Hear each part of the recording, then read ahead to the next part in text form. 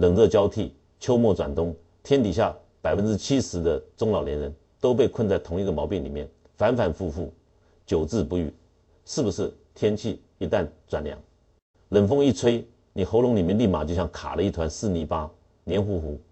沉甸甸的，不上不下，想咳咳不出来，想吞不下去。白天还好，勉强能够忍受，一到晚上平躺睡觉，肺气宣发失常，痰液堵塞气道，咳嗽直接加重10倍。轻则彻夜辗转反侧，无法入眠；重则咳到胸口发闷，肋骨酸痛，感觉整个肺腑都要被你咳到炸裂。很多人碰到这种情况，第一反应是什么？我见过太多病人，二话不说，直接去药店买止咳药、化痰西药、止咳糖浆、消炎药片，囤一大堆，乱吃一通。短期吃下去，咳嗽暂时被压制，你以为自己痊愈了，实则埋下巨大隐患。过2、3天，寒气入体，药性消退，咳嗽卷土重来，痰液反而比之前更多、更浓稠，反反复复折腾半个月，原本只是简单的换季小毛病，硬生生拖成慢性支气管炎，成年痰湿症，最后终身相伴，难以根除。讲到这里，我必须严厉批评现在市面上绝大多数人的错误养生思维，这也是我走遍两岸三地最想纠正的一个通病。在中医眼里，咳痰绝对不是病，它只是身体发出的求救信号。我给大家打一个最简单直白的比方，方便所有人理解晦涩的脏腑原理。我们人体的肺就好比家里的加湿器，负责全身气机升降，水液代谢，脾胃相当于全屋的排水系统。当外界寒气入侵，脾胃运化失失，水液无法正常排出体外，堆积在脏腑经络之中，久而久之腐化变质，沉淀下来的废水、废料，就是大家喉咙里吐不完的浓痰。这个时候你盲目吃止咳药，本质是什么？相当于你家里下水道堵塞，污水泛滥，你不去疏通管道清理污水，反而直接关掉报警器，警报不响了，不代表污水消失了。所有脏东西全部积压在脏腑深处，日积月累，淤积肺部，阻滞脾胃，浸润肾脏。轻则久咳痰多，浑身乏力；重则滋生结节，气血淤堵，衍生出各种各样的慢性病。《黄帝内经·素问》中有言：“五脏皆能生痰，然痰之根独归于脾胃，痰之宅居于肺脏。”这句话我给大家翻译成人话：肺只是储存痰液的仓库，脾胃才是源源不断生产痰液的工厂。西医只懂得盯着仓库治理，一味止咳消炎。咱们正统中医治病讲究溯源治本，既要清空肺部仓库的积痰，更要修复脾胃这座工厂，从根源断绝痰湿生成，这才是养生治病的正道。还有很多老百姓本末倒置，宁愿花成千上万的积蓄去购买进口保健品、昂贵滋补品，也不愿意静下心来读懂老祖宗流传1000年的药食同源智慧。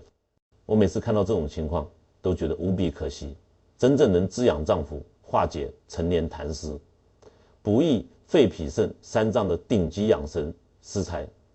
从不在高端专柜、名贵药房里，它就藏在你们每天都去的菜市场，价格低廉，人人可及，深埋泥土之中，吸纳天地，地气是秋冬季节专为中老年人量身打造的养生之宝。今天这堂课我毫无保留，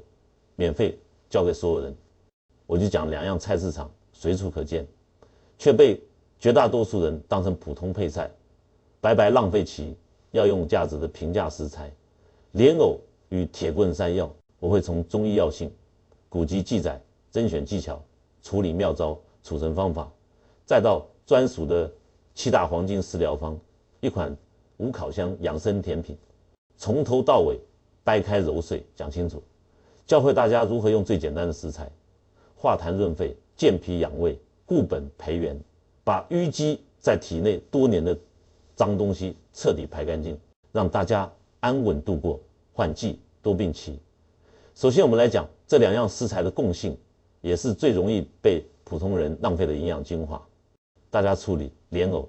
山药的时候，应该都发现了，2种食材切开之后，表面都会渗出一丝丝黏糊糊的透明汁液，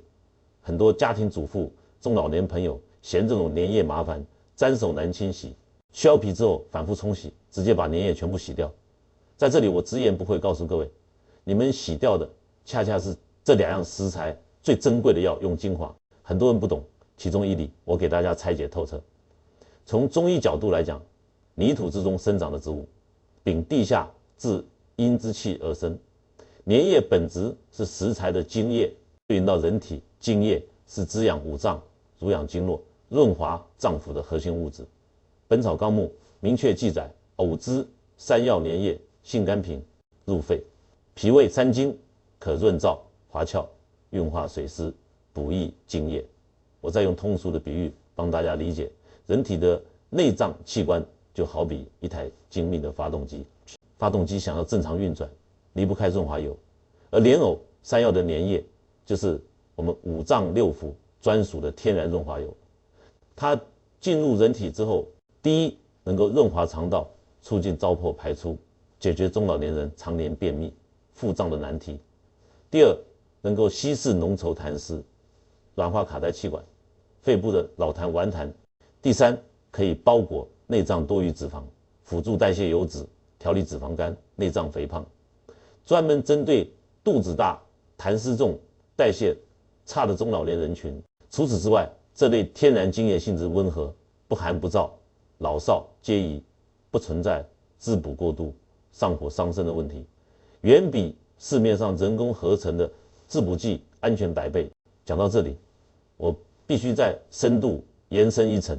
也是我课堂上反复强调，但绝大多数老百姓一辈子都搞不懂的核心知识点：痰湿并非只有一种，痰分寒热，虚实有别。如果你连自己身上是寒痰还是热痰都分不清，哪怕天天吃莲藕山药，照样养生无效，甚至会加重病情。今天我就掰开揉碎，教所有人免费自测痰湿体质，同时讲透痰湿到底是如何一步步毁掉中老年人的五脏六腑。景岳全书痰饮篇有言：痰有寒热，自有温清，寒痰宜温，热痰宜清，虚实阴阳不可不变。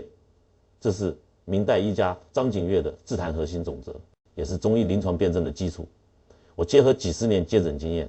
把痰湿简单划分为2大类，大家对照症状1秒就能自查。首先是热痰，这类痰液浓稠发黄，黏滞难咳，患者常伴随口干口苦、咽喉肿痛、心烦失眠，大便干结，舌苔黄厚。热痰多源于肝火旺盛，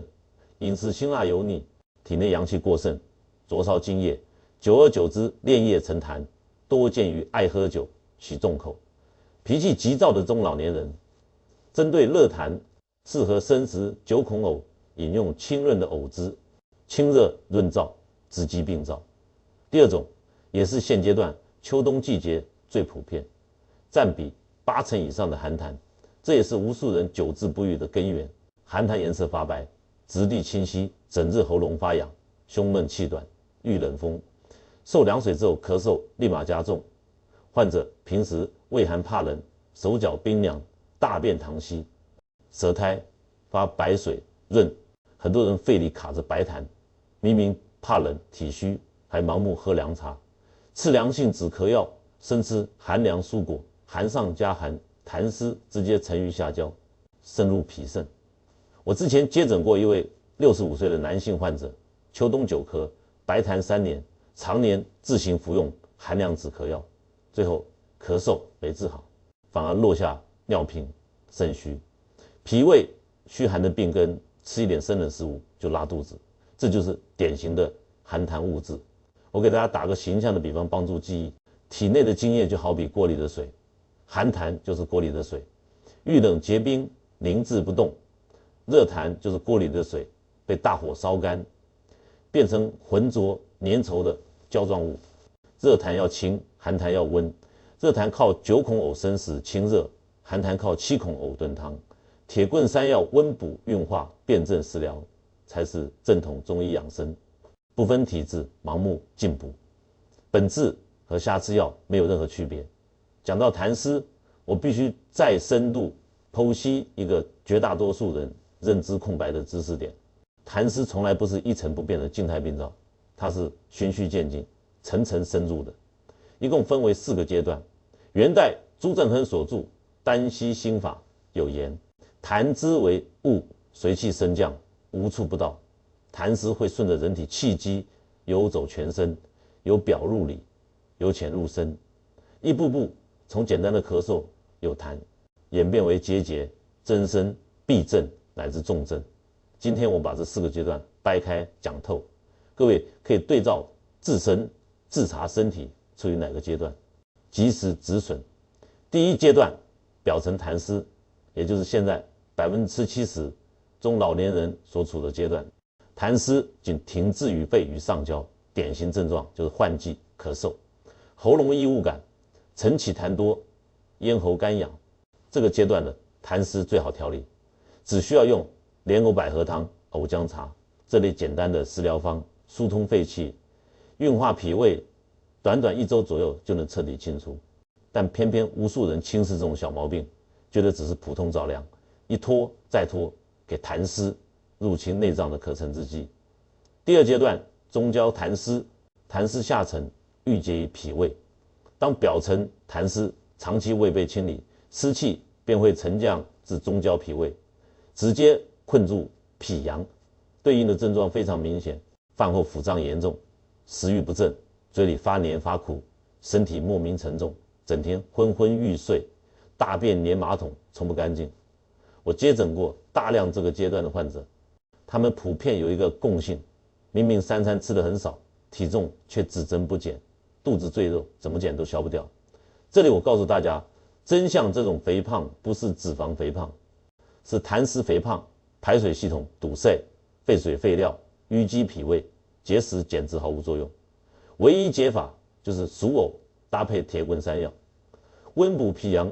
化湿祛痰，脾胃气机一通，多余湿气自动排出体外，体重自然回落。第3阶段，下焦痰湿，痰湿侵入肾脏与下焦经络，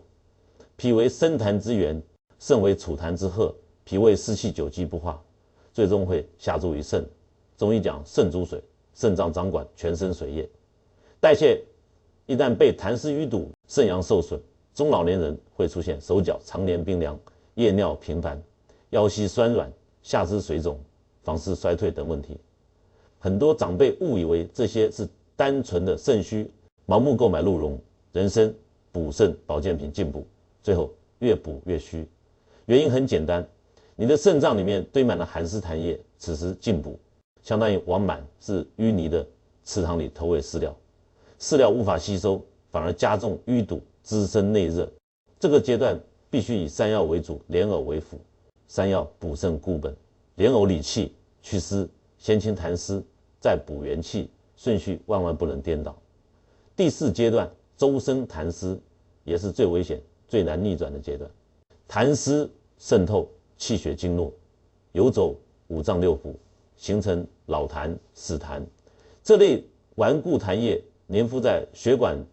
脏腑缝隙之中，阻碍气血循环，久而久之，气滞血瘀，直接催生甲状腺结节、肺结节、乳腺增生、脂肪瘤、高血脂、动脉硬化等器质性问题。临床上很多查出结节的病人问我能不能靠药物根治，我直白告知，西药只能切除成型病灶，却无法化解滋生结节的痰湿土壤，唯有中医食疗固本，清理全身陈年痰湿，才能从根源杜绝结节复发。到了这个阶段，调理周期漫长且艰难，所以养生的最高境界永远是防大于治。除此之外，我再给大家讲一讲玄学与中医相结合的天人合一之道，解答所有人心里的疑惑。天底下蔬菜千万，为什么偏偏秋冬时节深埋地下的根茎类食材才是养肺脾肾的不二之选？这不是我随口杜撰，而是易经四季养神、天地气机运行的底层规律。黄帝内经四季调神大论明确记载，秋3月此谓荣平，冬3月此谓种3月。此谓必常1年4季气机运转各不相同，春天阳气生发，地上草木抽芽，所以春季适合吃芽类蔬菜，助阳气生发；夏天阳气浮于地表，天地燥热，适合吃地上茎叶类蔬菜，清热解暑。而到了秋天、冬天，天地阳气下沉收敛闭藏，地表寒凉，温热之气全部潜藏于泥土之内。莲藕、山药深埋沃土，一整个生长周期都在吸纳地下封藏的阳气与地气，并闭藏之气而生，完美契合秋冬人体的养生节奏。人体和天地万物是同频共振的，秋冬人体阳气同样由体表收敛至内脏。此时我们吃地上生长的蔬菜，大多性寒散气，容易耗损内脏阳气。使用地下根茎食材，就是借食材内敛闭藏的地气，补充我们五脏亏损的元气。很多人冬天手脚冰凉，元气涣散，抵抗力差，说白了就是不懂顺势养生，违背天地规律，自然百病丛生。这也是为什么我一直强调秋冬养生，宁食根茎一时，不食茎叶一斤。莲藕山药正是闭藏食材里的天花板。除此之外，我结合易经之五流注，给大家讲一个极少有人知晓的生态元凶。熬夜与宵夜，现在不光年轻人爱熬夜，很多中老年人也养成坏习惯，晚上追剧闲聊，凌晨10分才入睡，睡前还喜欢吃一碗宵夜。这两种行为是损耗脾肾、催生顽固性痰湿的头号杀手，危害远超生冷饮食。子午流注是中医与玄学结合的时间养生法则。子时23点至凌晨1点为胆经当令，丑时1点至3点，肝经当令，寅时3点至5点，肺经当令，卯时5点至7点，大肠经当令。《黄帝内经》强调，人卧则血归于肝，阳注于阴则寐。深夜是人体阳气深度闭藏，脏腑自我修复排毒的黄金时间。如果你熬夜不睡，阳气被迫外泄，无法内藏，肺脾肾脏腑得不到休养，水液代谢功能直接瘫痪。短短一晚上，体内淤积的湿气痰液抵得上白天3天的积攒量。我重点在说宵夜的危害，专门告诫屏幕前所有中老年朋友，很多长辈晚上饿了，喜欢煮面条、稀饭、馄饨这类精细主食当宵夜。我前面讲过，莲藕、山药这类根茎主食尚且需要替代食用，更何况精致米面。深夜脾胃本该进入休眠休整状态，此时你强行进食高热量、难消化的精细碳水，脾胃被迫加班运化，阳气大量消耗，且夜间人体代谢速率降到最低，多余糖分、水分无法排出，直接转化为痰湿，沉积在肺部与脾胃。长期熬夜吃宵夜的人100%痰湿缠身，舌苔厚腻，晨起痰多，这是铁律，无一例外。如果夜间是在饥饿，不要吃米面主食，直接吃我教大家的紫薯藕泥小蛋糕，少量食用即可，易消化，养脏腑，不会滋生一丝痰湿。我们先单独细说莲藕。在中医古籍之中，莲藕的地位远超大家的认知。它从来都不是简单的蔬菜，而是一味药性平和、双向调节的上等中药材。《本草经书》记载，藕生者甘寒，能凉血清热，除烦止渴；熟者甘温，可健脾开胃，益血生机。短短一句话，道尽莲藕的核心价值：生时清热泻火，熟时温补脾胃，一材两用，适配不同体质、不同病症的人群。很多人去菜市场买莲藕，从来都是随便拿一节，根本不知道莲藕分品种，选错品类，养生效果直接减半，烹饪口感也天差地别。结合我多年临床经验与古籍记载，市面上莲藕主要分为7孔红花藕、9孔白花藕2大品类，二者药性、口感、适用场景截然不同。我教大家精准区分，按需选购。第一种7孔红花藕，这类莲藕淀粉含量极高，水分占比偏低，切开之后内部孔隙偏大，肉质紧实厚重，生食口感偏粉偏糯，甜度较低，寒性相较9孔藕更弱。在中医配伍中，7孔藕煮熟之后，滋阴健脾、补气养胃的功效被放大，最适合用来炖汤熬粥，专门调理脾胃、虚寒、肺气亏虚、久咳痰多的中老年人。凡是想要养生调理的朋友，炖汤首选气孔红花藕，千万不要选错。第二种，九孔白花藕。九孔藕水分充盈，淀粉含量低，肉质脆嫩清甜，生食寒性稍重，清热凉血，润燥降火的能力更强。平时容易口干舌燥、肝火旺盛、手心发热、体内有实热的人群，适合生吃，凉拌清炒九孔藕。同时，九孔藕孔洞细小均匀，非常适合灌入糯米制作糖藕甜品，补中益气，滋养气血，调理气血亏虚引发了头晕乏力、面色暗沉。我再给大家补充2个普通人不知道的莲藕食用技巧，都是我临床总结、代代相传的生活化妙招，解决大家处理莲藕时的2大痛点：孔洞淤泥难清洗，切开氧化发黑。很多人清洗莲藕遇到孔洞深处的顽固淤泥，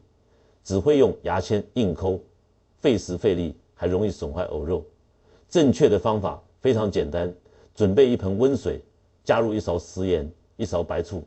将切好的莲藕放入水中浸泡10分钟即可。其中原理我给大家讲明白。从玄学角度来说，盐为至阳之物，可破除阴浊污垢；白醋软化杂质，中和氧化因子。从现代医学与中医角度解读，盐水能够改变水质渗透压，松动缝隙，内顽固淤泥；白醋可抑制多酚氧化酶活性，双重作用之下，淤泥自动脱落，还能锁住藕肉白嫩色泽。炖煮之后汤色清亮，不会发黑发暗，品相与口感同步拉满。食材光会选，会处理还不够，储存方式错误，短短2-3天，食材变质发霉，营养价值全部流失，也是一种隐形损耗。针对2种不同状态的莲藕，我教大家专属储存方法，简单高效，保鲜1周以上依旧新鲜。带你完整莲藕，切记不要清洗表面泥土，泥土是莲藕天然的保温保湿保护层。大家找一张废旧报纸，喷少量清水润湿，将莲藕完整包裹，放入冰箱下层保鲜室即可。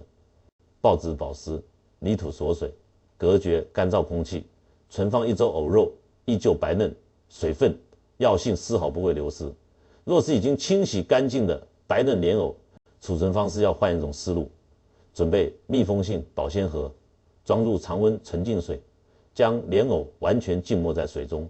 放入冰箱冷藏，每日更换1次清水。这种水封储存法能隔绝氧气，杜绝氧化发黑，随时取用，随切随煮，适合日常高频使用。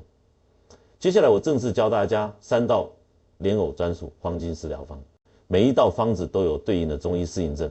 完整配伍逻辑。我结合古籍理论、临床案例逐一讲解，所有人直接照做即可，零门槛无副作用。第1道，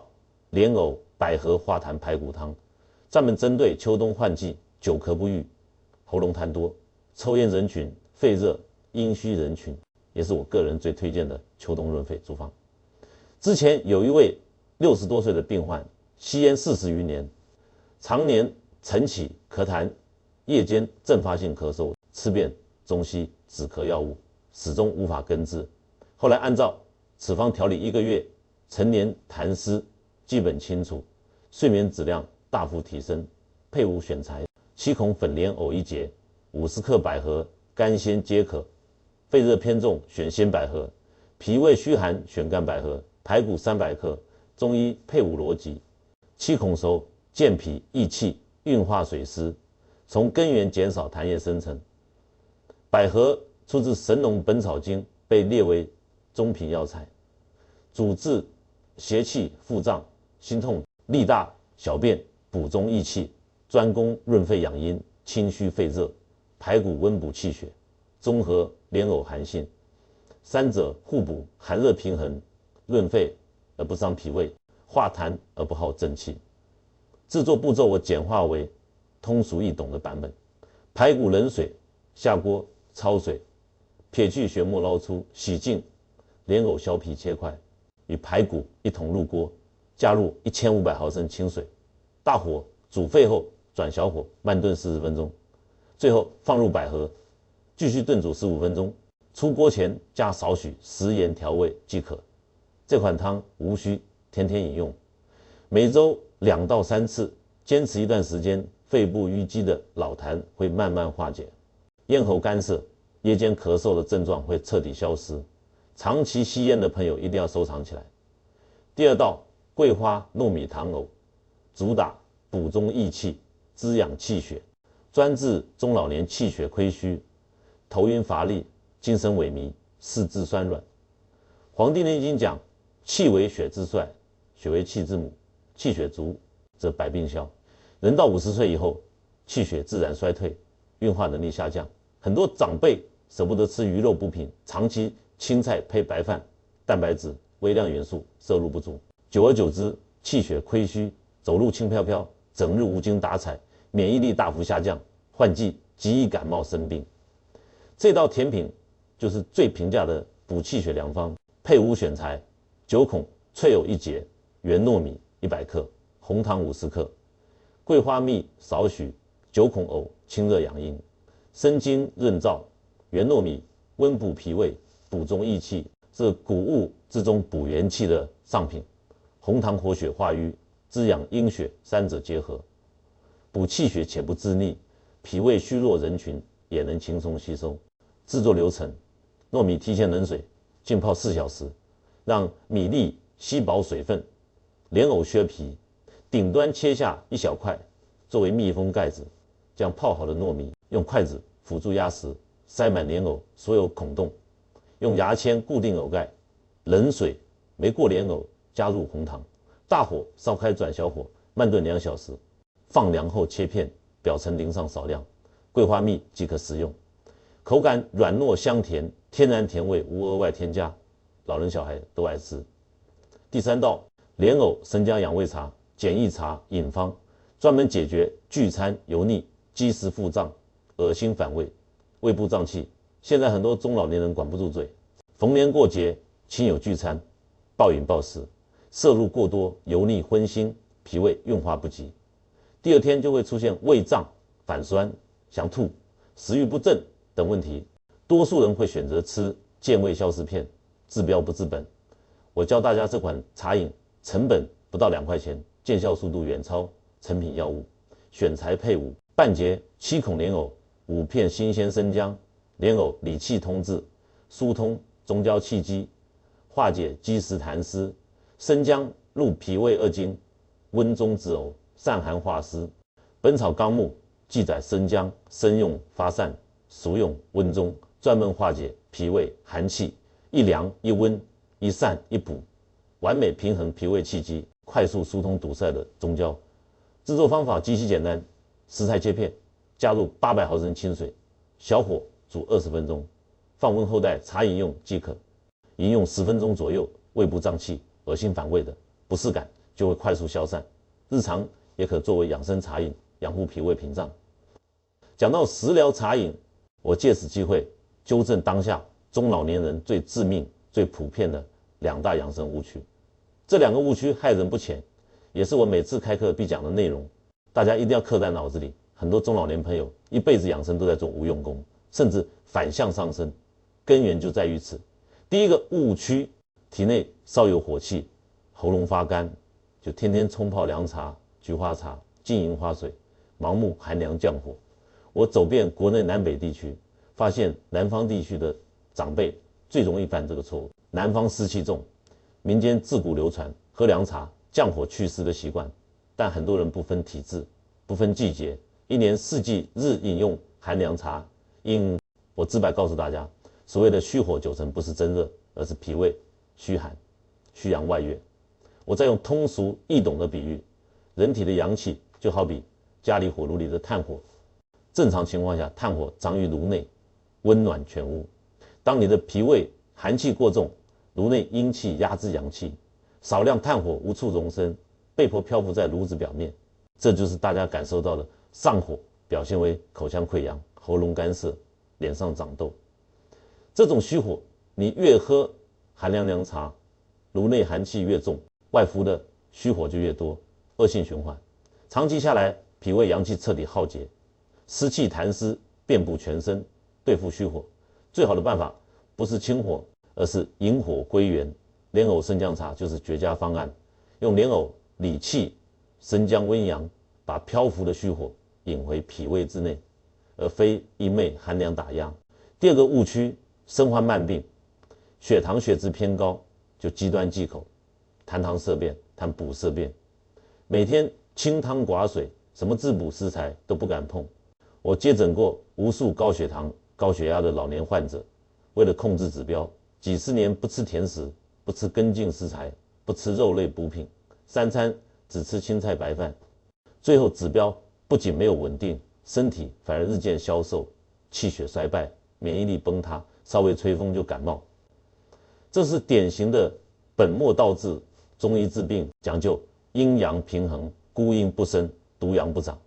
人体运行离不开精微物质滋养。血糖高本质是脾胃运化无力，糖分无法输布全身，堆积在血液之中，不是糖分本身有错，是你的运化系统坏掉了。你戒掉所有碳水滋补食材，相当于直接断了脏腑的能量来源，脾胃没有能量运转，只会越来越虚弱。我推崇的3药南瓜替代主食法，核心奥义就在这里，不精实，只替换，用温和易吸收的天然根茎食材替代难以消化的精细米面，修复脾胃运化能力，从根源稳定指标，这才是治本之法。还有很多长辈问我迷思，我平时也经常吃3药莲藕，为什么？养生效果微乎其微。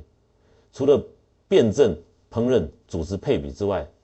还有一个被所有人忽略的关键点，食材的采收时节。老祖宗讲顺时时养，食材的药性强弱和采收时间直接挂钩。莲藕最佳采收时间为深秋霜降之后，此时莲藕生长周期结束，吸纳一整季地气，淀粉精液充盈，健脾化痰的药性达到顶峰。铁棍3药只要等到立冬前后采收，霜打之后的3药寒性散尽，温补之力翻倍，远胜于夏秋早熟的货品。大家买菜的时候尽量优先选购霜降立冬后的应季食材，4两拨千斤，养生效率直接翻倍。讲完莲藕，接下来我们来讲今天的第2位主角，也是我个人最为推崇的中老年养生圣品3药。在我几十年行医生涯里，我一直称3药为五脏和四老，更是唯一一位能够同时补足肺、脾、肾3大核心脏腑的平价食材。市面上昂贵补品千万，能做到3脏同补的寥寥无几，而3药价格亲民，药性平和，堪称老天送给中老年人最好的礼物。神农本草经将3药列为上品药材。原文记载，3药味甘温，主伤中，补虚羸，除寒热邪气，补中益气力，长肌肉，久服耳目聪明。很多同学看不懂古文，我直白翻译：3药能够修复受损脾胃，补充人体元气，去除体内寒热邪气，强健肌肉筋骨。长期坚持食用，不仅能强身健体，还能延缓脏腑衰老，养护视听机能。同样的道理，3药也分品种品类选做，养生功效直接大打折扣。市面上3药主要分为菜3药与铁棍3药2类，大家一定要分清二者区别。第一种普通菜3药，根茎粗大，表皮光滑，须根稀少，水分含量极高，淀粉占比低，口感偏脆，药用价值微乎其微，仅适合日常清炒配菜，不建议用来养生调理。第二种铁棍3药，也是我唯一推荐的养生3药，根茎细长匀称，表皮褶皱多，须根茂密。这里教大家一个甄选秘诀：3药表皮须根越多，吸纳地气越足，营养价值、药用功效就越高。铁棍3药淀粉紧实，水分偏少，药性醇厚，入肺、脾、肾3经煲汤、蒸制、做泥都是最优选择。凡是想要养生固本、调理慢病的朋友，务必认准铁棍3药。很多人不爱处理3药，最大的痛点就是山药粘液接触皮肤后会引发皮肤红肿发痒，痛苦难耐。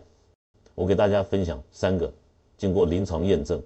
100%有效的防痒妙招，适配不同人群需求。第一个方法，懒人专属法，新鲜山药无需削皮，带皮直接放入蒸锅蒸熟，高温能够直接破坏粘液中的致敏生物碱，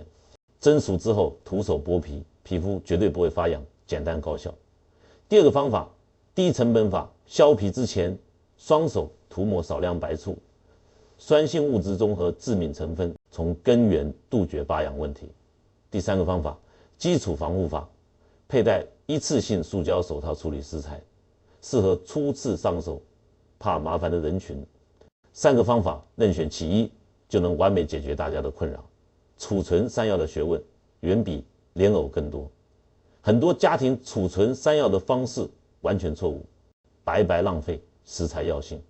我分整根切开2种状态，教大家正确储存方法。完整未开封的铁棍山药千万不要放入冰箱冷藏，冰箱内部湿气过重，山药秉自因地气而生，遇湿疾易发霉腐烂，内部变质。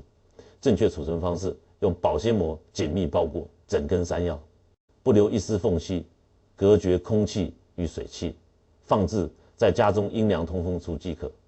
可存放半个月以上，新鲜度、药性毫无损耗。若是山药已经切开，一次性无法吃完，处理方式如下：在食材切口处均匀涂抹1层薄米酒或者白醋，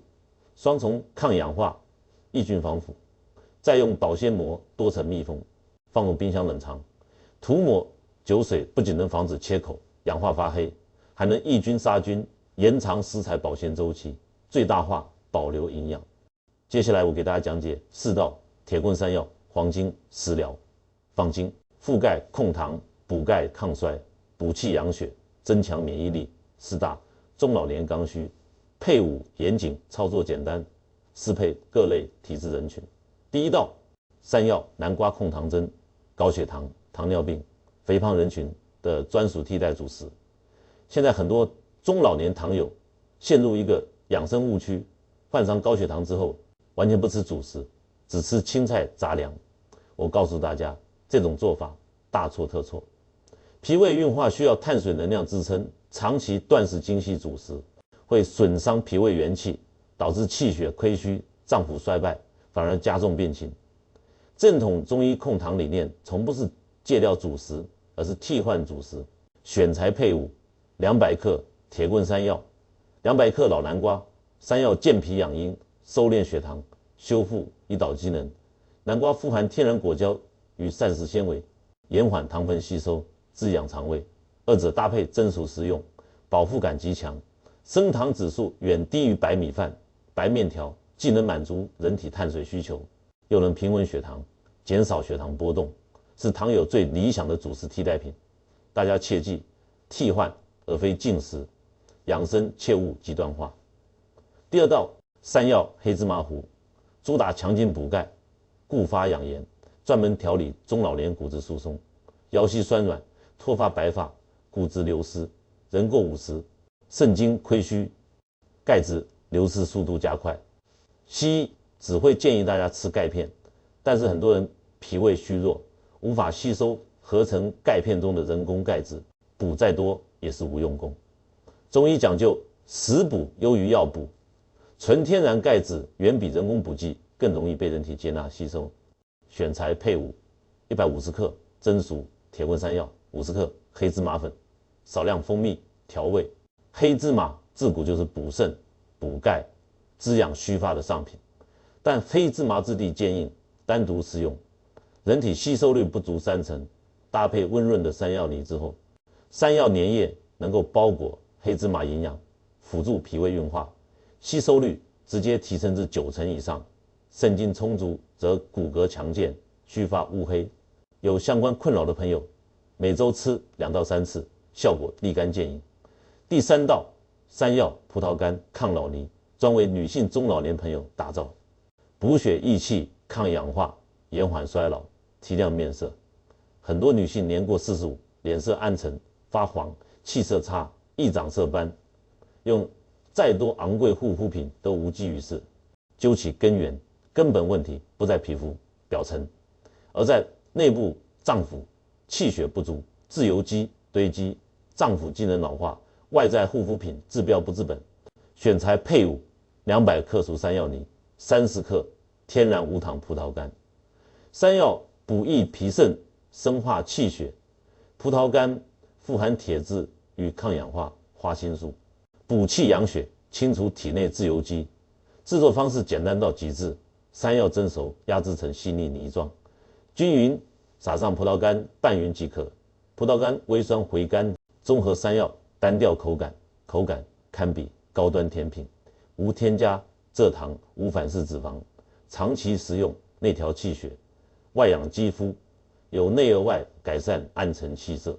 延缓全身衰老速度。第4道，山药白扁豆高蛋白排骨汤，提升免疫力，强健体魄，延缓肌肉流失，适合所有中老年群体。《黄帝内经》提出，脾主肌肉，随着年龄增长，脾胃运化能力衰退，蛋白质吸收不足，肌肉快速流失，人体免疫力同步下降，患记忆感冒，畏寒怕冷，四肢无力，想要固本培元，增强体质。补充优质蛋白是重中之重。选材配伍100克白扁豆，200克铁棍山药，200克排骨。这里重点讲白扁豆，它是被严重低估的养生食材，植物蛋白含量远超普通肉类，同时富含铁、钙、锌等微量元素，兼具健脾化湿的药用功效。排骨提供优质动物蛋白，山药健脾固本，运化营养，三者结合，机器动植物双重优质蛋白，兼顾祛湿健脾、补气固本。制作步骤：白扁豆提前冷水浸泡1夜，降低寒性，激发药性；排骨焯水去血沫，与白扁豆一同炖煮1小时，最后放入切块山药，继续炖煮20分钟，加盐调味即可。这道汤性价比极高，效果远超100元营养补剂，换季常喝，助劳人体免疫屏障。讲完分开食用的方子，我再教大家一道终极养生甜品，将莲藕与山药2大至宝完美融合，无需烤箱，零技术门槛，零有害添加，老少咸宜，可作为宵夜、日常辅食，健脾胃、润肺脏、补气血3位一体，也就是紫薯、藕泥、爆浆小蛋糕。选材配伍9孔莲藕1节，200克铁棍山药，200克紫薯，原味优酪乳，混合坚果碎少许。制作流程我拆解为4大步骤，所有人都能轻松上手。第1步，制作藕泥。莲藕削皮切小丁，放入破壁机，加入50至100毫升温水，根据个人喜好打成细泥或带颗粒藕泥，倒入不粘锅，小火慢熬，不停搅拌，放置壶底，熬至藕泥浓稠糊状，放凉备用。第2步，预处理食材，铁棍山药、紫薯分别切块，放入蒸锅蒸熟，趁热压制成细腻泥状。第3步，塑形摆盘，取干净圆碗，交替平铺紫薯泥、山药泥，逐层压实，填满容器后倒扣在餐盘之上，形成紫白相间的雪山造型。第4步，调味收尾，表层淋上原味优酪乳，熬好的浓稠藕泥，最后撒上少量坚果碎即可。这款养生甜品甜味全部来自紫薯、优酪乳、天然糖分，没有鲜奶油、精制糖、防腐剂等有害物质。一口下去，坚果酥脆，优酪乳酸甜，薯泥绵密，藕泥清香，层次丰富。晚上肚子饥饿，不敢乱吃宵夜的朋友，直接吃这款小蛋糕，既能解馋饱腹，又能养护脾胃，滋润肺脏，不会给脏腑造成任何代谢负担。睡前食用也毫无压力。最后，我必须给所有人强调几条核心养生红线，也是今天整堂课的重中之重。很多人食材选对，方子做对，最后依旧养生无效，问题就出在最后这几点。再好的养生食材，也切忌过量食用，凡事过犹不及。中医讲究阴阳平衡，中庸之道。莲藕与山药淀粉含量极高，本质兼具主食属性。大家如果正餐食用了莲藕、山药对应的米饭、面条、馒头等精细主食，必须减少50%的摄入量。这条原则尤其针对高血糖、肥胖、高血脂人群。很多糖友吃山药南瓜针，一边吃山药一边照常吃一碗米饭，碳水摄入超标，血糖不降反升，最后反而怪罪食材无效，本末倒置，用滋补食材替代主食，而非叠加主食，这才是正确的养生逻辑。除此之外，烹饪方式直接决定食材的养生价值上限。我明确建议大家处理莲藕、山药，优先采用蒸、煮、炖汤3种温和方式，最大限度保留食材粘液。天然精液有活性营养，尽量杜绝高温油炸、重油、重盐爆炒。市面上热门的油炸、藕夹、香酥山药条，偶尔解馋吃1-2块无伤大雅，但绝对不能当作养生食谱。高温热油会直接破坏食材内部珍贵精液与活性营养，同时油炸产生的油脂垃圾会加重肝脏代谢负担，淤堵血管经络，原本的养生食材瞬间变成伤身的高热量垃圾食品。真正的中医养生从不是追求重口味，而是顺应食材本性，用最清淡温和的方式唤醒食材本身的滋养之力。除此之外，我还要给大家细分适配人群，直白告诉大家哪些人适合多吃莲藕山药，哪些人需要少吃慎吃，避免大家盲目食补，好心办坏事。中医养生没有万能方治，任何食材都有适配边界，因材施教，因人食补才是最高级的养生智慧。我们先说莲藕的禁忌人群。第一，常年脾胃极度虚寒，经常腹泻便溏，胃部畏寒的人群，禁止生吃9孔藕、生食莲藕，性寒，会直伤脾胃阳气，加重腹泻、腹胀。这类人群想吃藕，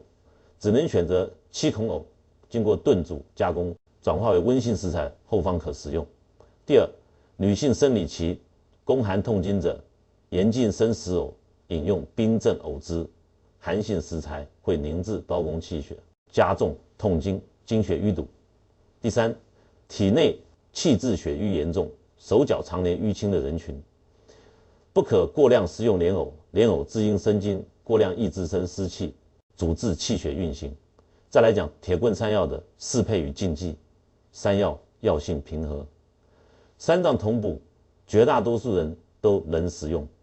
但有2类人群切忌过量。第一类，体内湿热偏重，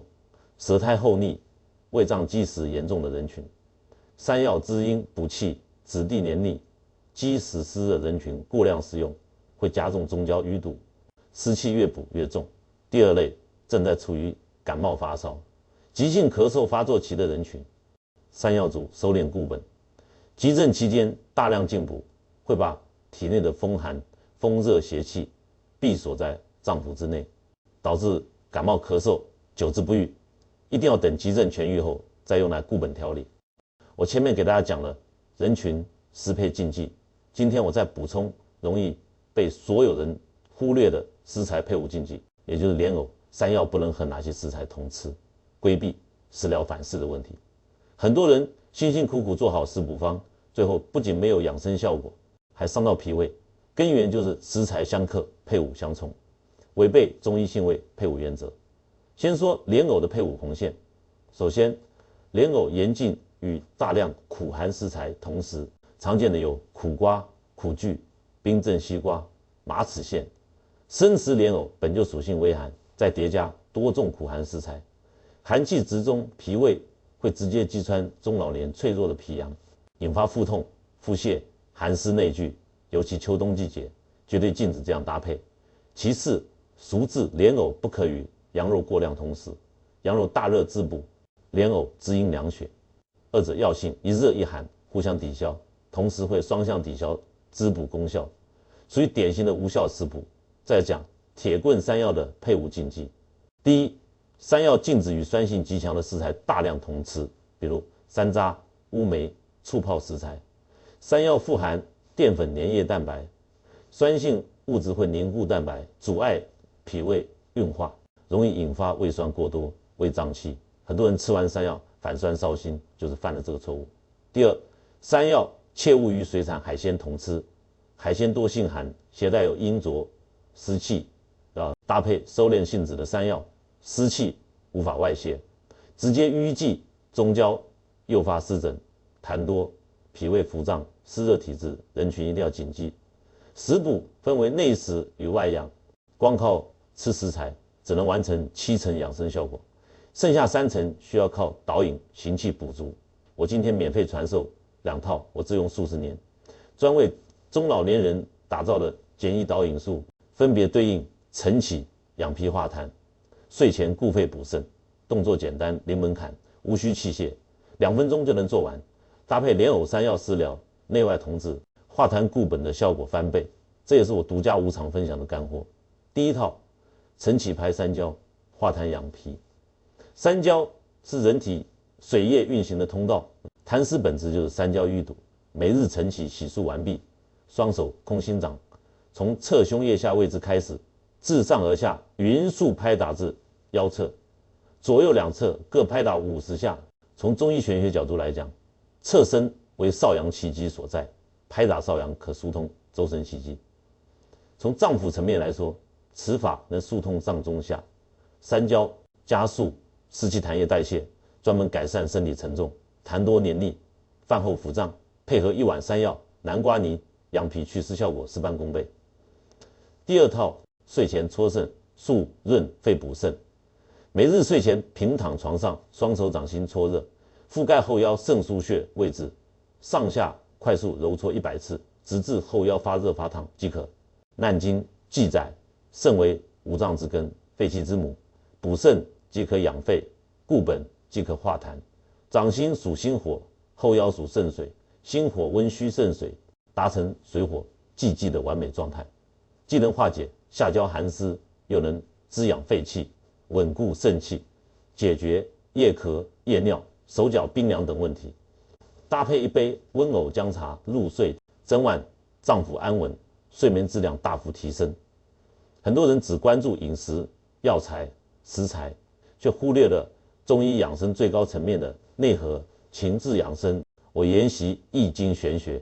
中医临床数十年，我可以明确告诉各位，百病生于气也。痰湿的根源一半来自饮食寒凉、作息紊乱，另一半来自负面情绪。《黄帝内经》记载，怒伤肝，思伤脾，忧伤肺，恐伤肾。这句话短短9个字，道破了90%慢性病的病根。我给大家拆解直白一点，结合今天的痰湿主题，思虑过重、爱胡思乱想、喜欢生闷气的中老年人，最容易滋生顽固痰湿。脾胃主运化，同时主人的思虑情绪。如果你整日焦虑、烦闷、纠结琐事，脾胃气机就会郁结停滞，气机一堵，水液代谢立马失常，水湿堆积成痰。我接诊过很多退休之后无所事事、整日胡思乱想的中老年患者，饮食清淡，作息规律，从不乱吃生冷油腻，依旧痰湿缠身，久咳不愈，归根结底就是思虑伤脾，气滞生痰。这里我教大家一个最简单、零成本的情志养脾法，也是我日常之用，传授给众多学员的独家小法门，适配所有中老年人。每日晨起，睡前静坐3分钟，放空杂念，缓慢进行腹式呼吸，吸气4秒，屏息2秒，呼气6秒。这个动作在玄学中为调和阴阳气机，在中医里能够疏通中焦郁结，疏肝健脾，气机通畅，湿气就无法堆积，痰液自然无从生成。饮食食补养肉身，平和情志养脏腑，肉身与心神双向兼顾，养生才算圆满。我还要补充一句老生常谈的话，送给屏幕前所有的中老年朋友：养生从来不是投机取巧，不存在一夜见效的神药，也不存在吃一次就能百病全消的食疗方。莲藕山药可以化痰湿、补肺、脾肾，但它无法抵消你长期熬夜、情绪暴怒、暴饮暴食、贪凉世人带来的伤害。食材是辅助，自律才是根本，食疗是外力，心神才是内核，内外合一，方能长保安康。我从事中医行业数十年，见过太多人舍本逐末，盲目追捧名贵补品、进口保健品，花费巨额钱财，最终收效甚微。我始终坚信老祖宗流传下来的道理：三餐即是最好的药方，食材即是最好的药材。脾胃为后天之本，气血生化之源。只要脾胃功能强健，人体自身就拥有强大的治愈能力，无需依赖外物滋补。现在天气日渐寒凉，风寒湿气横行，呼吸道疾病、脾胃疾病进入高发期。久咳痰多就煮莲藕、百合化痰汤，气血亏虚就做桂花糯米汤藕，积食胃胀就喝莲藕生姜养胃茶，血糖偏高就蒸山药南瓜，骨质疏松就吃山药黑芝麻糊，面色暗沉就拌山药葡萄干泥，免疫力低下就炖山药、白扁豆排骨汤。只要大家把这些简单的食补方融入日常生活的三餐之中，你就能成为全家人专属的健康守护神。养生从来都不是一蹴而就的事情，它靠的不是一时兴起的猛补，而是日复一日的微小积累。去菜市场挑选带着泥土气息的新鲜莲藕、铁棍山药，亲手清洗，慢火炖煮。这个过程不仅是制作美食，更是调和情志、修养身心的过程。当你闻到厨房中天然食材交融的温润香气，你就能明白，最简单的烟火气才是滋养生命最好的良药。我今天把最直白、最实用、成本最低的中老年养生方法，毫无保留分享给屏幕前的每一位朋友。没有晦涩难懂的专业术语，没有昂贵稀缺的名贵药材，人人学得会，人人用得起。希望大家能够听懂、学会，落实到生活之中，远离换季病痛，养护好自身的肺、脾、肾三大脏腑，健健康康安稳过冬。如果这个视频对你有帮助，记得点赞转发，也别忘了订阅我们的频道。谢谢大家，我们下期见。